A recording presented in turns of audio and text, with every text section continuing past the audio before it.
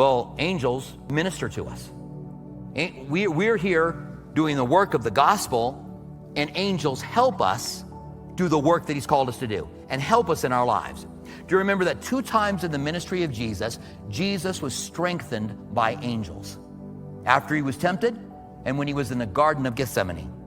Hebrews 1:14 says, and Hebrews 1 is all about the supremacy of Christ over angels. Angels are awesome, but Christ is far more awesome. That's Hebrews chapter 1. Then at the end it says, verse 14, Hebrews 1:14, are they not all ministering spirits? The word ministering means serving.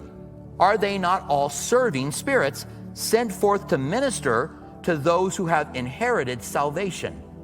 When you and I are saved, there are angels that work on our behalf. There are guardian angels. Jesus talks about the angels of children. So that children would have a guardian angel is like a real thing. And there are guardian angels. In fact, there's an entire unseen world that we can forget about so easily.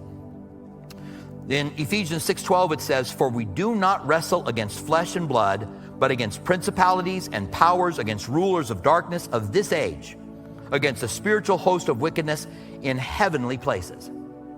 Do you think that there was nothing demonic involved with that Euroclydon? Now understand what I'm saying. I'm not saying that Satan sent the Euroclydon. I'm saying that Satan will use anything he has to be able to get to us.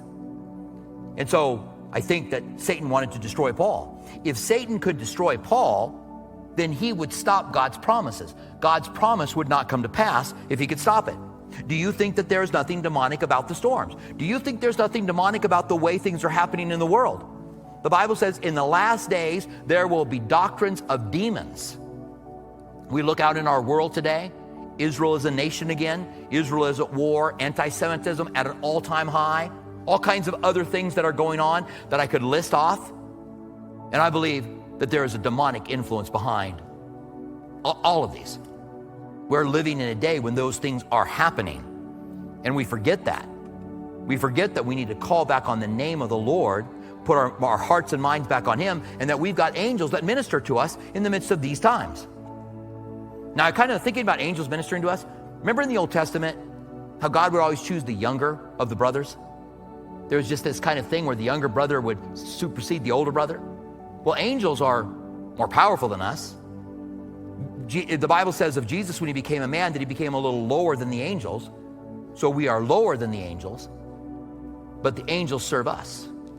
It's like God could have given the gospel to angels, but God gave the gospel to us, and angels serve us. How high is the call that we have of taking the gospel to people in the world, of living for Christ, of being ambassadors for him? It is a super high call. We're also told in Matthew 6:13, this is the Lord's Prayer, do not lead us into temptation. It's a good prayer to pray, by the way. And deliver us from the evil one. We're to pray to be delivered from the evil one. This is a daily prayer. Give us this day our daily bread. Deliver us from the evil one. We can easily forget that there's a spiritual battle going on and think that everything is in the physical realm. There are also people who put everything in the spiritual realm and nothing in the physical realm. They don't take responsibility for anything they do. So it's a balance. Nevertheless, in Daniel 4, it's interesting. When Nebuchadnezzar has a dream, he sees 3 watchers in the dream that actually have some involvement in him losing his mind for 7 years. Angels in Daniel are called watchers.